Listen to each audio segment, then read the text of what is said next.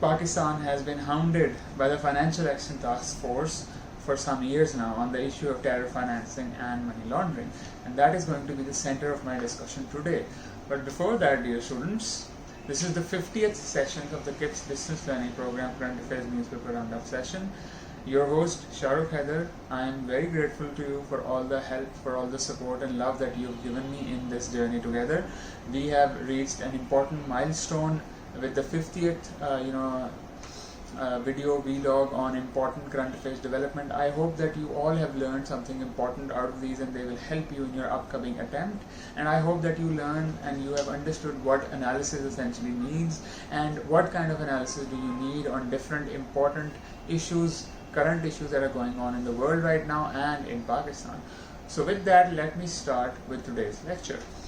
So Pakistan was placed in the grey list of the Financial Action Task Force for the first time in 2008, and then it was removed out of it in 2009, and then again it was placed in 2012 and removed in 2015, and finally Pakistan has been for the third time in the grey list of Financial Action Task Force since 2018.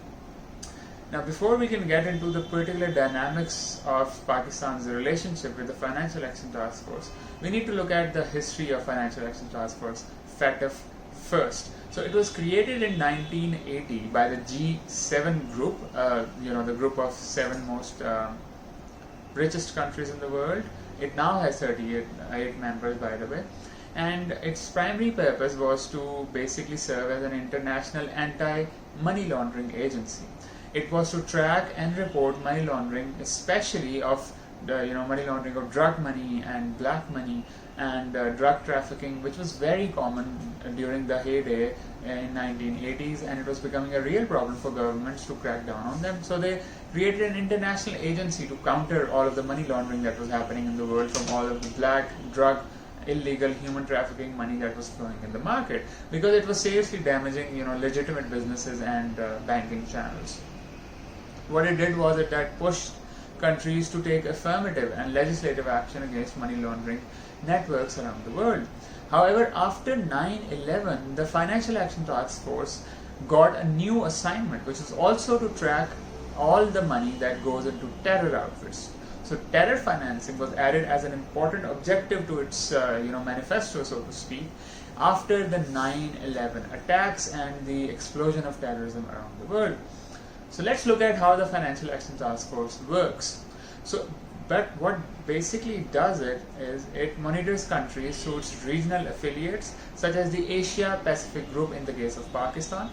It puts countries first in grey list if it discovers some dubious financial activity and some kind of financing happening to terror groups or proscribed organizations, and countries that have questionable track records on terror financing and money laundering, it puts them in grey list first, and then it prescribes to them certain number of recommendations and policy measures that those countries must enact in their legislative structure and to make their country free of terror financing and money laundering, and then it monitors the progress that each country makes over a defined period of time. If the country does not comply with those conditionalities, then finally the FATF puts that country into the blacklist. And basically the grey list is the monitoring phase, and there are no concrete disadvantages of the grey list except perhaps losing some face in international arena and international condemnation. But the blacklist spells a lot of trouble, because then FATF will advise such international creditors as the IMF, the World Bank, Asian Development Bank, another World Trade Organization, International Labour Organization, all of these multilateral agencies to not fund these countries, to not give them loans, with the clear directive that if you give them loans, they just might end up in the wrong hands, in terrorist hands, and in corrupt public officials and elites who will launder their money for their own private wealth, right? So the blacklist is a dangerous place to be in, especially for a country like Pakistan, which is hooked and absolutely addicted to IMF packages after packages, right? So now let's consider Pakistan's relationship with the Financial Action Task Force. So one of the biggest problems for Pakistan in this conundrum is that India is a permanent member of the Financial Action Task Force Committee, and it keeps pushing, the FATF committee to blacklist Pakistan, keeps pushing that. But the good news is that China is also part of FATF, so China, pushes in the other direction and makes sure that Pakistan does not end up in the blacklist, right? So, but despite all of these maneuverings happening in the FATF committee, which decides the fate of each country that it has under its radar, Pakistan does have a checkered history, if you think about it, both in terms of money laundering and especially in terms of terror financing. So money laundering has been absolutely rampant in Pakistan since the 90s, and terror financing became rampant after the US invasion of Afghanistan in 2011, and when large amounts of US funds and aid started pouring into Pakistan, and corrupt officials started to fill their own pockets and then take that money outside for laundering, right? And money laundering is most commonly done by the political class and the establishment figures such as the civilian bureaucracy or the military establishment, and they make their personal fortunes and transfer that money to offshore properties, offshore shell companies and tax havens such as the Paradise Islands, the Andaman Islands, and and other sorts of tax-free havens, right? And terror financing, on the other hand, has also been conducted by state institutions of Pakistan in the past, by the way, and by religious seminaries and classes, through various means, such as the madrasa system in Pakistan gets funding from Saudi Arabia, external funding is involved. And there's a lot of speculation right now, for example, that international powers such as India and Saudi Arabia are engaged in starting a sectarian conflict in Pakistan by funding different radical elements present within Pakistan society. Let's hope that does not happen, right? So finally, on October 21st, the APG, which reports to FATF, is going to present the final report on Pakistan's progress on the 27 odd recommendation that FATF gave to Pakistan in order to get out of the grey list. And the FATF is going to decide upon Pakistan's future regarding its grey list on the 21st of October.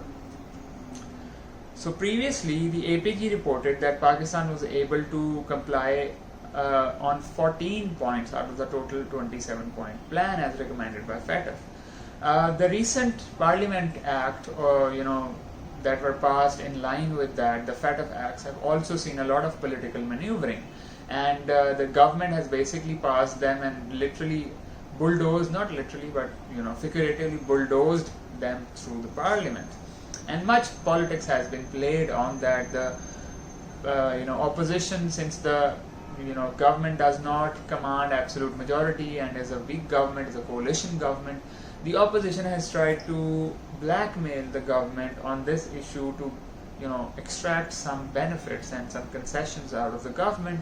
But on the other hand, the government has completely relied upon the establishment's help in order to pass those important FATF legislation bills in the National Assembly. Now, and that happened because the establishment is able to do some political engineering and convince or coerce, in reality, the opposition and its politicians to support the government motions on the FATF because they are directly related to Pakistan's national interest.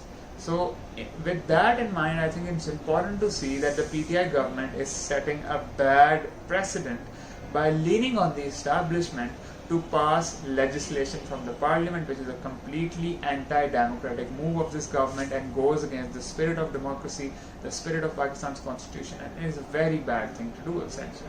So the government needs to wake up, the opposition needs to wake up, and the establishment needs to wake up, and they need to realize what their particular role in this democratic setup is, or just leave their offices, because they're clearly inept to do justice to their positions of power, right? So that's where we stand as far as FATF is concerned. Thank you very much for your patience. Thank you very much for your love, for the over 50 vlogs that you have listened to.